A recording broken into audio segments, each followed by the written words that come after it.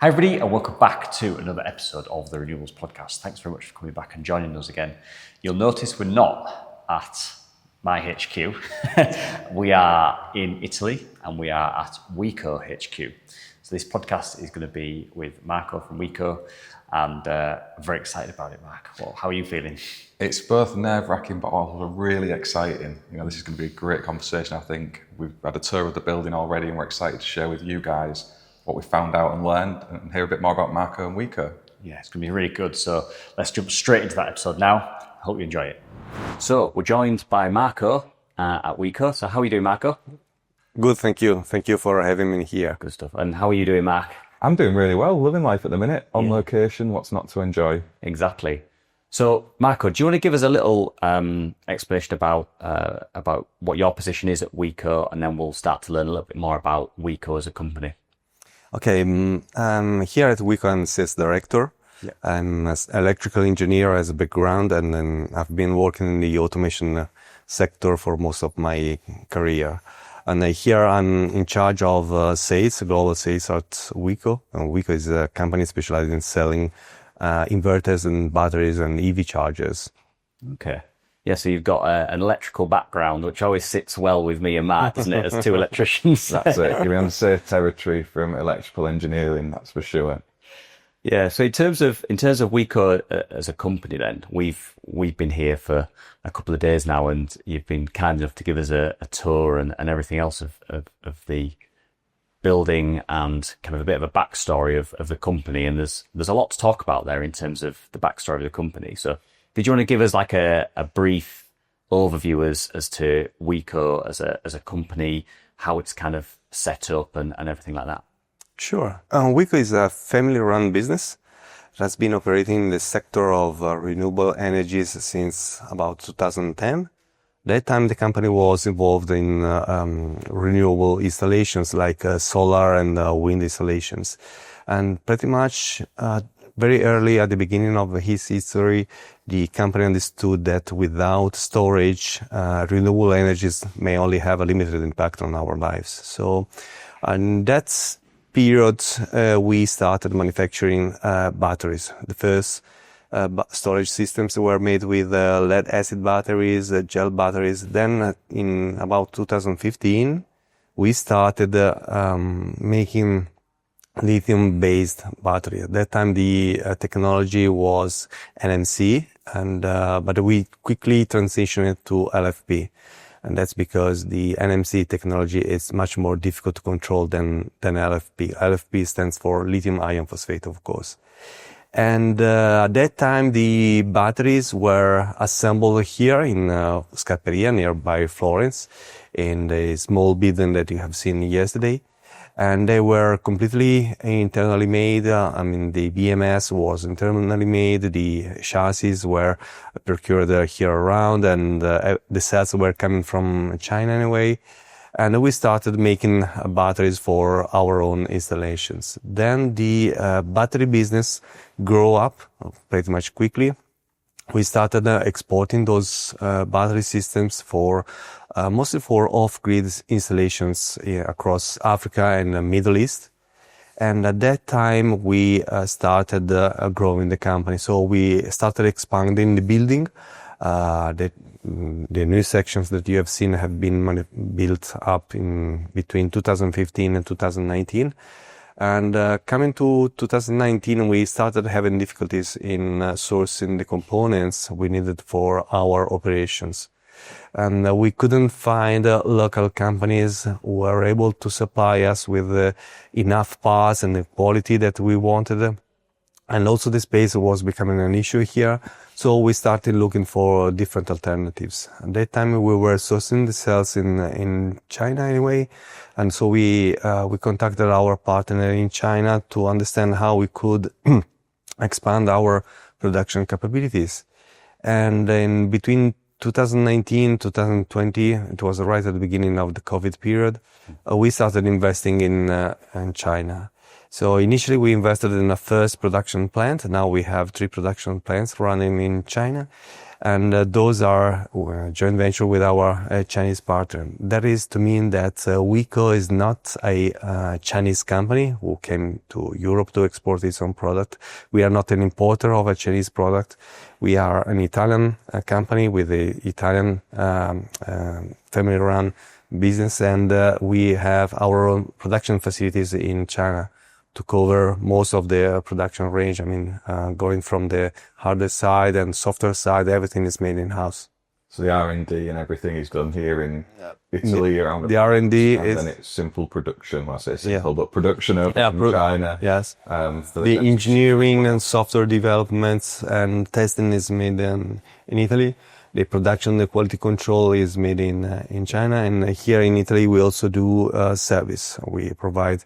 That's a very important part of our business. I mean, we import batteries to Europe and to other parts of the world, and most of the service is done here from Italy, and also by local partners where we have distributors that are set up to provide service to our partners, installers around the world, but most of the service is done here in Italy. And Weco is a fast-growing company as well. You were telling us yesterday that this isn't a small operation. You're actually in the top 1,000. Yeah, it came like a little bit of a surprise for us. We were contacted by the Financial Times, and in 2023 we have been awarded as one of the fastest growing companies in Europe. So we were surprised about that.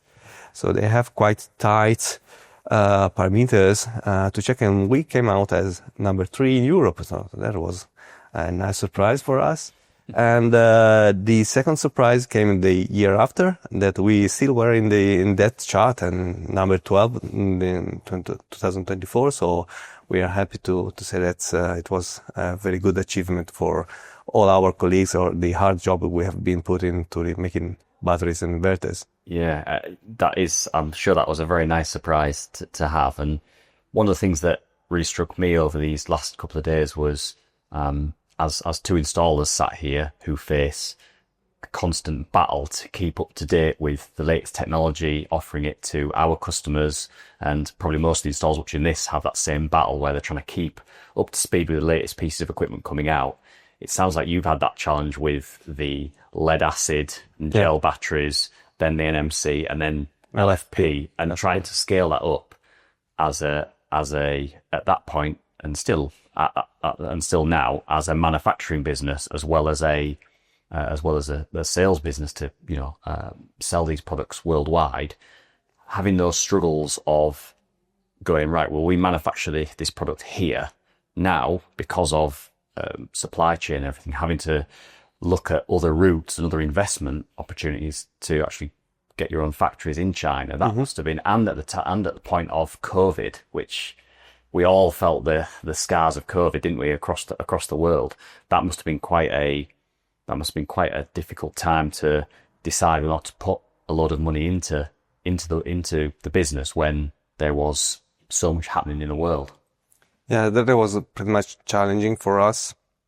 But then those efforts paid very well, because we came in the end of 2021, beginning 2022, in a very good position to exploit the storage market. So in 2022, it was another difficult year because the war in Ukraine started. The prices of energy skyrocketed pretty much in a matter of weeks. So many residential users and even industrial users were found in a position to have very high expensive energy bills. So at that time, also in Italy, we had a very generous incentive, and we could supply, I would say, a good part of the batteries that were installed in Italy, because we were ready with the production lines just in the right time, in the right moment, to fully exploit this booming market. So that it was a difficult year, because it was even difficult to source the cells, the key parts of the batteries. But since we had long-term agreements with our cell suppliers, we were able to fulfill all our obligations around the world in terms of battery supplies. So that was a difficult year, but it was very, very satisfying for us in the end.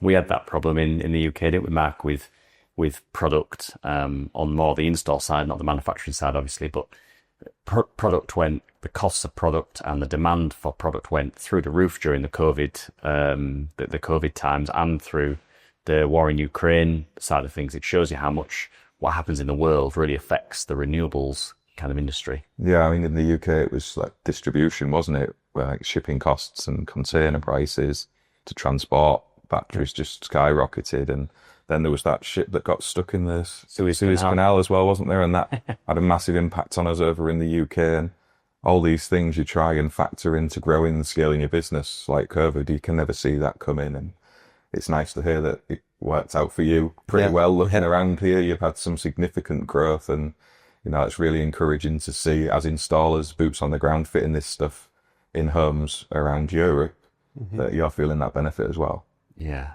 it's it's good to see. And I know yesterday you were mentioning to us about the markets that you've supplied into for quite a long time, sort of the Africa market and all of that. You guys do quite a lot over in Africa, I believe. Yeah, well, actually, at the beginning of our operations, batteries were mostly required for off-grid installations.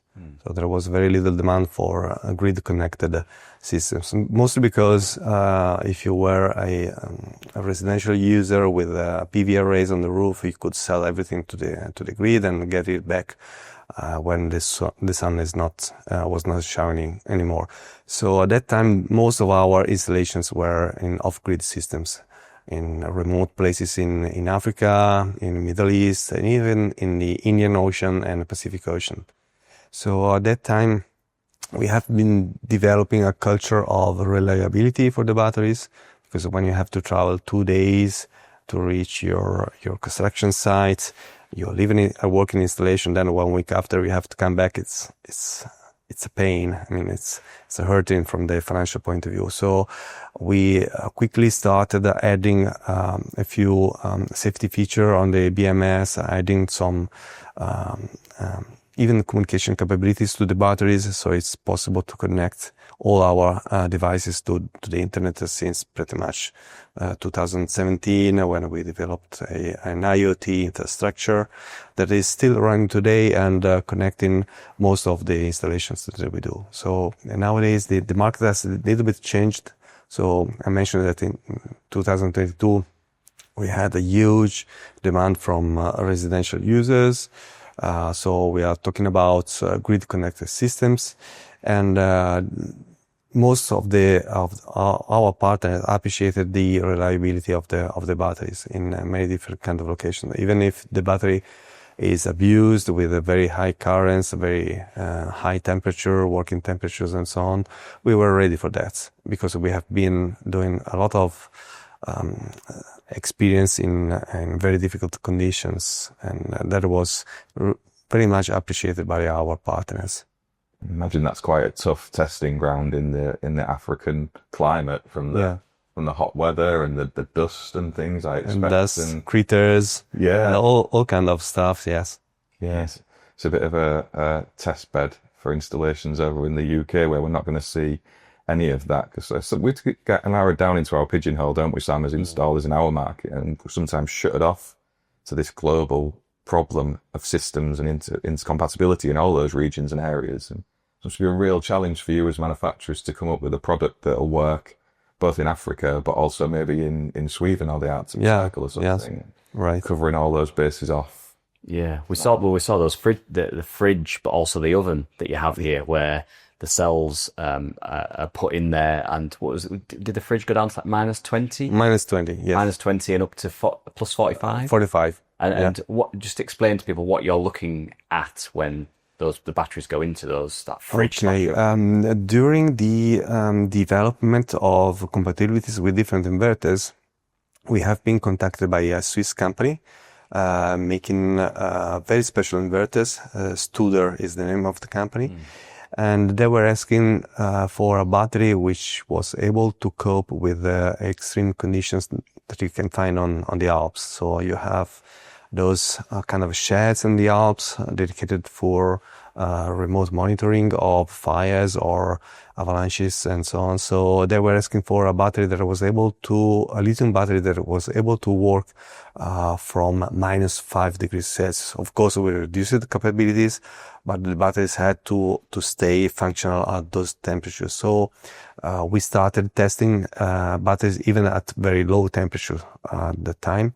So we already had the experience in working with very hot climates like African climates. So we have been starting testing the temperature at lower and lower temperatures to adapt the functions of the batteries through different firmware iterations to make sure that the batteries was functional and safe to operate at those temperatures. So we have been developing quite a long experience in those extreme conditions. Here in Italy, we have a testing chamber where we test batteries at different temperature conditions, like you were saying. We have been testing recently a new set of batteries starting from -20 degrees Celsius, where we put the batteries into this chamber. We let the temperature sink down at -20, and then we start operations from those temperatures. And we learned quite a lot from those experiences on how the batteries behave, what are the limitations of the chemistry, what we can do to overcome these limitations, and so on. So this is a continuous learning curve that we are following. You're saying with the temperature side of things, it actually affects the voltage of the cells. When it's really cold, the voltage, I think you'd say, falls away, which can present as a misreading in the software if it doesn't understand that that's why the battery voltage is low. That's totally correct, because the LFP chemistry has a pretty much stable voltage across all the SOC range, and you can only see a deviation at extremes, a very high SOC or a very low SOC, but it's pretty much stable at 3.2 volts about. But this is true at 25 degrees Celsius, which is the standard working temperature for batteries. But if you make the battery working at very low temperature or very high temperature, then the same voltage could be in a fully charged battery as well as a fully depleted battery. So if you have a reading of about 2.8 volts, you may be thinking that the battery is completely discharged and you try to charge it. But when you are working at very low temperatures, that could mean that the battery is fully charged. At that point, it becomes very dangerous to operate a battery without deep knowledge of the chemistry or of the battery conditions. So that's kind of experience we had. We take so much for granted as installers, don't we? We don't see any of that. We just see, the data sheet that says that this battery can work down to -20 and think, great, well, that's great. But we don't realize kind of the depth that companies like Weco need to go to ensure that that product actually functions down to -20, and what the risks are if the BMS does read that voltage as a low SOC, low state of charge. Because obviously if it sees that as a low state of charge and starts trying to charge those batteries, and they're already at 100% or a very high level, then it's obviously going to be a major issue. Yes, of course. If that happens. Yeah. Wow. Yeah, it's great to know that those kind of things have been thought about, because the extremes in weather we get in the UK, and I'm sure it's similar in Italy as well, where we can sometimes drop down to -10, -15 over the winter, and we've had warm days into the 40 degrees last few years, and batteries are going to be in those environments at different points in that 12-month period, and you need to know that they're going to be safe and still function when they're needed. Especially with the PAS 6300 specification coming out, stating that these batteries should be installed outdoors in the UK. Mm-hmm. They're even more, susceptible to these massive temperature fluctuations. So making sure that the system is good, has been tested to these temperatures is so important for people that have these batteries, because if they haven't, things could go wrong quite quickly, I assume. Yeah, that's an interesting point about battery location. In Italy, they tend to be fitted outdoors, or the residential system, or the indoors? They tend to be fitted indoor, mostly, yes. Okay. And so from the Africa market and it being off grid, and that kind of making you really focused on the reliability element of the batteries because of these remote locations that these batteries are installed in, and getting a reputation for reliability and everything else in the African market. With the European market starting to come online a little bit more, what are the major things that you've had to reassess with your battery offering to help supply the European market? Because it's not predominantly off grid in Europe, is it? Well, the European market is mostly on grid. So the main difference is that in African installations, we see most of the installations done in low voltage. So you have a cluster of batteries connected all in parallel, and you tend to get quite large systems with those battery modules. So we have installations running with about 50, 60 batteries connected in parallel to one single inverter, which is quite massive. Because basically there what you see is mostly an accent on the energy availability rather than power availability. Here in Europe is a little bit different. We tend to see more installations focused towards power, so maybe a short period of charge, like 2 hours or 1 hour charging time.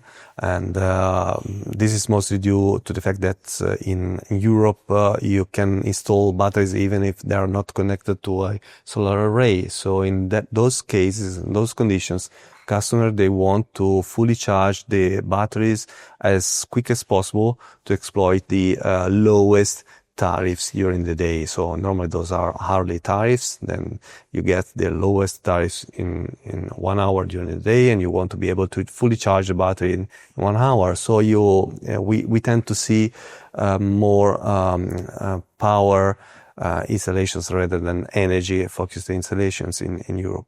Another main difference is that in Europe we tend to run more systems in the high voltage. So you have a cluster of batteries connected, not in parallel, but in series this time.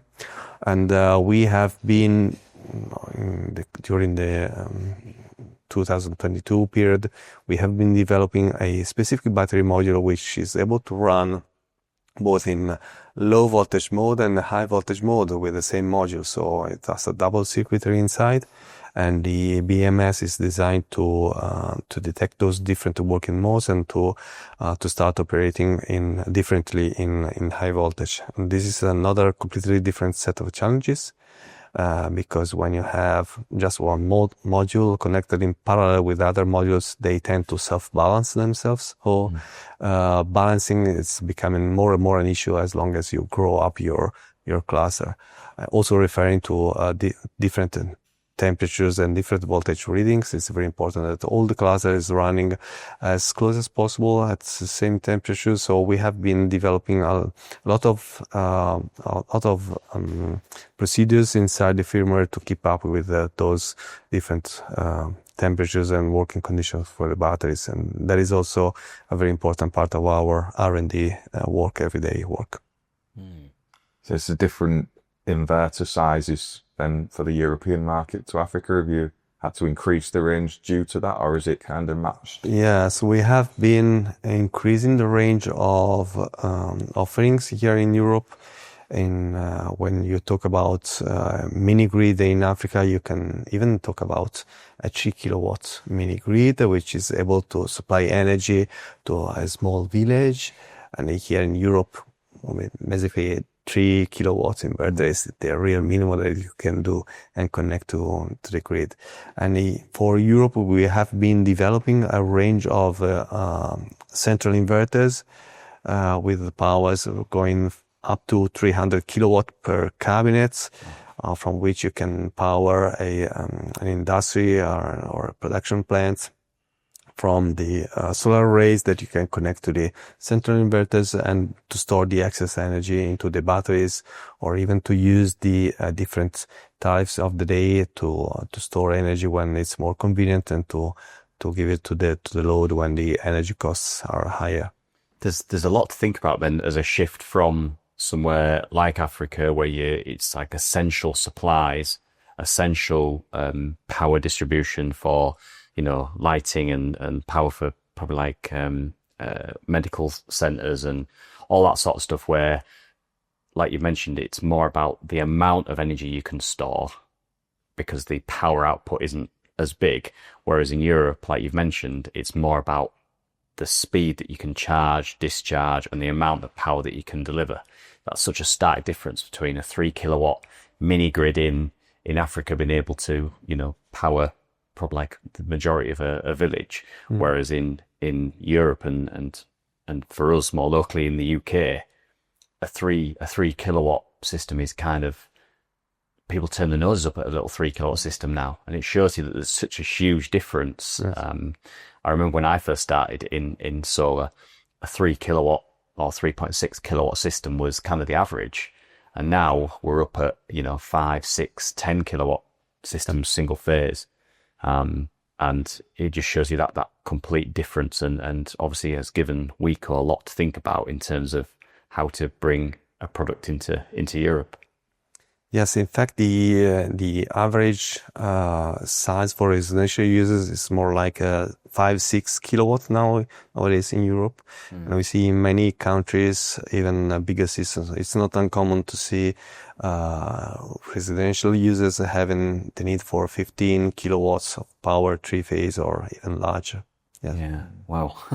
Yeah. Again, we don't see all of that stuff as installers, do we, Mark? No, I imagine in Europe 3-phase is quite common at residential. In Central Europe, yes. Yeah, because in the UK we're still very much single phase predominantly in residential premises, but we're changing a little bit out. There's an iron of what the DNOs and DSOs or whatever we're going to call them are looking towards with new build estates.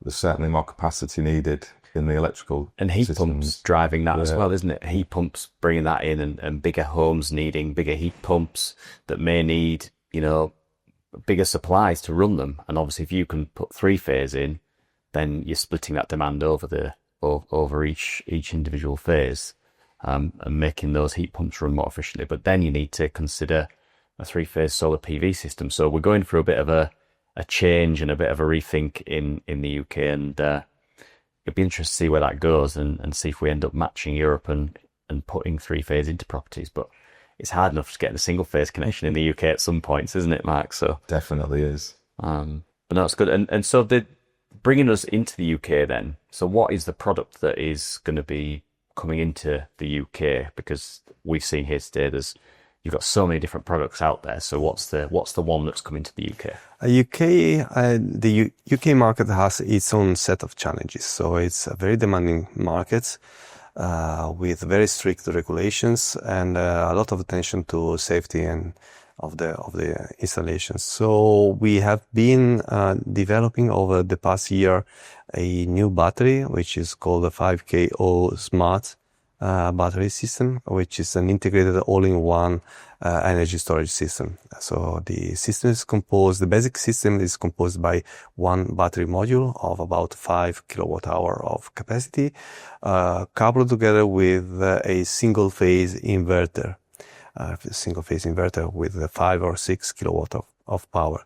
So that system is designed to be able to supply energy to an average residential user. It has the capability to be connected to 200% of PV power in contrast to the AC power availability, and it's designed to be installed outdoor. So by outdoor, I mean that the battery is rated IP66, so it's fully outdoor rated, but it also has the heating elements inside the battery module that is operated by the BMS within the battery. Whenever the temperature is going below a certain threshold, the heating elements start to heat up the battery modules, so that they are always kept at an optimal temperature, working temperature. So we have been testing these battery modules at 0 degrees, -10, and even minus 20 for very cold climates like Sweden, Finland, and Norway. And we have been very successful in doing that and assessing the capabilities of the battery. We're very pleased with the results. Another important aspect to consider is safety of the battery. We have been thinking about how to prevent the spread of any possible fire starting from a battery module, which is not a very big concern, but very often it's barrier for users to adopt those kind of systems. So in addition to be able to install those systems fully outdoor, we have been adding a fire suppression system inside the battery module. So this is activated by the temperature of detected by the sensors inside the battery module, and it releases an agent that is able to limit the spread of fire inside the module, and it's activating an emergency mode, so to stop the working of the battery and put it in safe conditions. It's like really important for us over in the UK. This is a hot topic. We've got a PAS document, as we call it, which is instructing us to consider fire safety a lot more.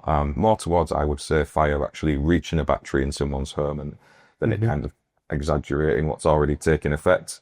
But to know that you've got those kind of things in there is reassuring for consumers, I think, and us as installers. I think that's a really important feature to bring over to the UK. Yeah, and the whole heating pad side of things, because there are still some manufacturers that are selling quite well in the UK that don't have heating elements built into their systems, and as temperatures kind of fluctuate even more in the UK, it's becoming even more unpredictable as to when these temperatures are gonna hit us. I know we've in the past, in the very early days, installed battery storage in sort of detached garages and things, and the customers ended up having to actually create like a little insulated box that they put around the battery modules to try and keep them warmer in the wintertime, because their system is basically turning off because of it. So the whole heat pad side of things is a really big one. And obviously the IP66 rating of the battery is a big one as well, because that really helps us to fit the batteries outside. It does, and the stackable element to it as well. Yeah. So there is other options out there that we install, which are all one modules. They're very heavy, aren't they, Sam? And it does seem the market's shifting towards this stackable solution. Is that something you considered in that development?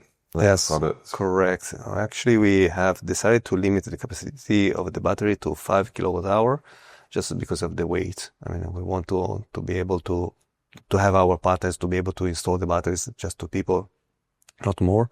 We have no cables running from one module to the other one, so the installation is just simply putting one module on top of the other and the inverter on top. So that has been a very challenging topic for us. We have been thinking about the expandability of the system also in the future to make it future-proof. So we encourage our end users to install a minimal system with just one battery module and one inverter, and then to learn over time what is their sizing, the proper sizing. So if after 1 or 2 or 3 years they discover that they need more modules, they can just simply put in more module between the first one and the inverter, so to enlarge the capacity of the system in steps of 5 kilowatt hour, which is reasonable amount of energy to store. And to overcome any issue due to the aging of the batteries or different level of SOC in the new modules, we have been developing a self-balancing process that is taking place automatically among the batteries, so that the highest SOC batteries charging automatically the lowest SOC batteries in automatic mode. So there is no need for a prior balancing of the battery modules before expanding a system. That's really important. Again, going back to our market in the UK, but we often have customers who adopt an electric vehicle first, and then they might add some solar PV and battery storage, and then a heat pump. And when that heat pump's installed, typically we want to load shift that with a bigger battery capacity, don't they, Sam? So if you can scale that ever larger without impacting on the performance of what you've already got, that's brilliant. Yeah, they do. And I think what scares quite a lot of people in the UK to sort of taking the plunge with solar PV and battery storage is the fear of having to do it all at once. And when you're having solar PV fitted, battery storage, you might have just got a new car, a new electric vehicle. So you're having to get an electric vehicle charging point fitted. You want to go to an air source heat pump. And I think the fear is that in customers is that they don't want to, that they want to just learn how this stuff works. They want to see the evidence on the app. They want to talk to us as installers and go, oh, okay, it's been a year now. It's been 6 months. How's my system doing? And for us as installers, being able to look at that and be evidence driven and going, actually, looking at how your system's been working for the past year, you probably want another 2 battery modules. So don't bother going anymore unless your demand changes in the property.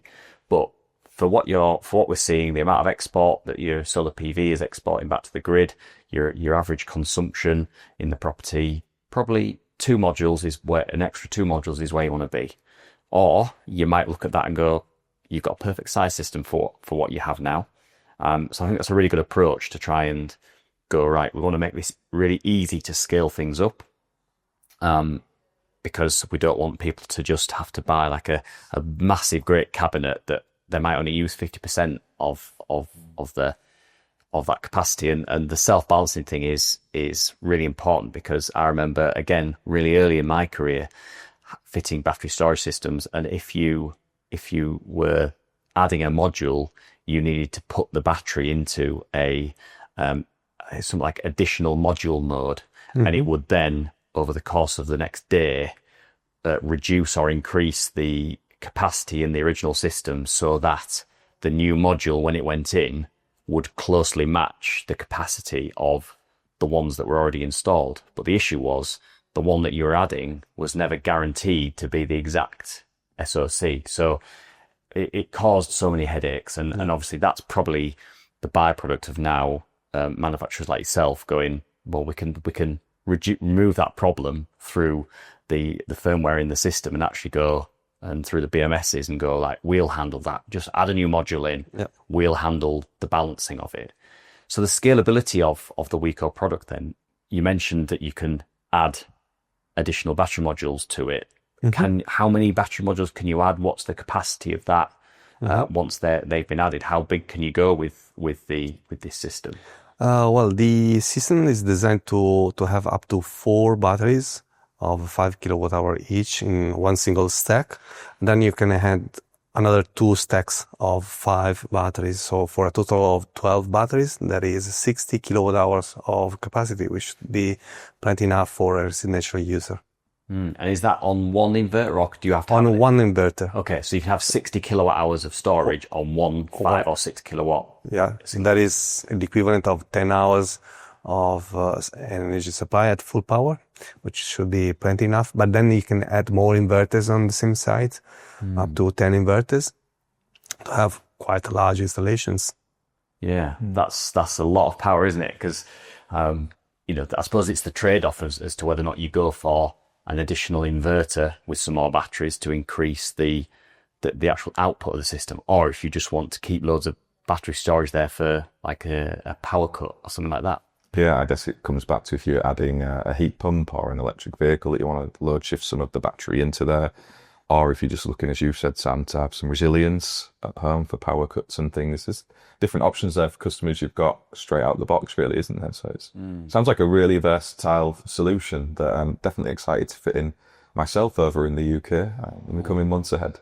Yeah, no, it sounds really good. And what was there a number? Say it was 10 inverters that you can have on one site. Yes, 10 single phase. Right. Okay, that's 50, 60 kilowatts of power there, isn't it? Yeah, I think there'll be quite a few customers that will be asking me to try and do that. You don't need a big garage if that's the objective, isn't it? Let's put it all in. Exactly. No, that's good. And in terms of linking those additional stacks with each other, these batteries, how do they link? So if you've got one stack of batteries there, is there some big kind of battery leads that people have to buy, or how's the one stack linked to another? Okay, there is a parallel kit that we provide with the batteries, so that you can connect the different clusters, different towers in parallel to each other. So we are always talking about parallel connection between battery modules and battery stacks. So in this case, it's pretty much easy to connect those additional towers or stacks of batteries to the inverter, to the main inverter. And have you kept them sort of 4 high just for a safe, workable size, I assume? Just you don't want to be right up at the seat Yeah, and trying right. to lift the inverter on top Yeah. at the end. So it's trying to keep it sensible, I suppose. Yes. With that, and are these wall mountable and floor mountable? Yes, as basic they come as floor mountable. We provide a small base for the battery stack, and as optional we provide brackets so that they can be raised up and mounted on the wall. Probably if you have flooding risks or anything like that, you may want to raise up a little bit the battery stack, and we provide those brackets for that. Okay.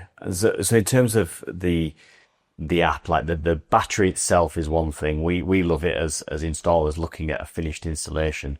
Some of our customers just want to see what's on the app and just want to kind of interact with it as if it's not over there in the garage, because they don't fully understand it all the time, and they just can see what they can see how the system's working on the app, and that can be their most important element. So the in-house nature of Weco then. So is it your app that you guys Yes, develop? right. Among our operations, we have a software team which is developing all the firmwares for the inverters, for the batteries, and also the software for the apps and the software for the web applications. So all this is made in-house. So it's not that we are using a third party to subcontract that part of it all. Because we believe that this is a sensitive part of our business. We want to keep full control of it, and we can easily improve the software based on the feedback that we get from the market. So we have been working extensively on the ease of use of the app, both for the installers and the residential users. We encourage our end users to connect the batteries to the cloud, to our own cloud, which is based in Frankfurt in Germany. And it's an IoT that is fully based in Europe. And we have the possibility to monitor the systems not only for the alarms or anomalous conditions, but we record all the information with a 1 minute time between data points. So that is allowing us to understand the working history of the battery and the storage system, and so that we can assist the installers in understanding and troubleshooting installations in this way. This is very, very helpful for many different kind of situations. And we also give the possibility to end users to access the historical data that is stored on the cloud, to download the data, to do their own analysis if they like to do so. Yeah, in the UK, that's quite a big thing. We have a number of customers who really are into all of the data in the product, and other ones who just want to integrate it into the energy retailers' tariffs and things, and to be able to see how that's been playing out on the app is what it's all about. And for us as installers as well, it's just simplicity while we are fitting this kit. So I'm assuming the commission process, is that done through an installer app? And there is a sort of a wizard that is guiding the installer on the installation, how to commission the system, how to add more devices to the system, more inverters, more batteries, EV chargers, and so on to the system. So everything is done as simply as possible in the app, and we are continuously improving the app with the feedback that we get from our partners. In terms of connectivity then from the product, is that through Ethernet, Wi-Fi and cellular connections? Yes, as basic, we provide a Wi-Fi dongle within the inverter box. So beside the meter in the inverter box, the installer will also find the dongle that is used to connect the inverter to our cloud-based IoT infrastructure. And it's also possible to have a Ethernet dongle and a 4G dongle in case the system is a remote location. Yeah, well, and one thing that you mentioned to us yesterday as well was about the ability to take the information directly from the battery modules, so that Right. we can see, you can see how those battery modules are performing. And I think that's been a bit of a shift in the market that I've seen over the years of fitting batteries. We were talking just this morning, Mark, about sort of trying to get solar PV to be a little bit more smart and being able to see what's happening. But in terms of the batteries as well, I remember where the batteries basically had one BMS, and however many modules you had, they all just fed to that one BMS. But now that systems like the Weco system have individual battery BMSs, you're able to see a lot more in detail as to exactly which battery is maybe struggling, or which batteries are performing best. And that'll help us as installers go, okay, it's battery module number 4 that requires, replacement, because it's, we can literally see it on the BMS. Yeah, that's it, isn't it? It's traceability, so we understand what's going on, where issues might be developing before they even happen. It could be that something's going slightly out of calibration and getting upset with itself before it totally fails. So I think that data is vital for both the customers, manufacturers, and the installers as well. It's been a really interesting overview of the products you're bringing to the market, Marco, and I'm excited to be installing it hopefully in the next few weeks and see how it goes together when the users make use of that on their solar systems over in the UK. Yeah, no, it's been a really great chat for this part of the podcast. Marco, thanks very much for running us through all of that. We're going to be jumping into a second podcast where we're going to go through some other topics around Weco, and excited to get into that. Yeah, so thank you, Marco, for talking to us through that, and thank you for your hospitality while we've been over here in Italy as well. You've really looked after us, and we're very, very grateful for that. If you've enjoyed watching this podcast, there'll be a link in the description where you can go off and check out the Weco products, make your orders. If you're interested or you want some further information, it'll all be in there. If you've not already, don't forget to subscribe to the channel and let us know what you think of this conversation. Join in with the comments, and otherwise we'll see you on the next one.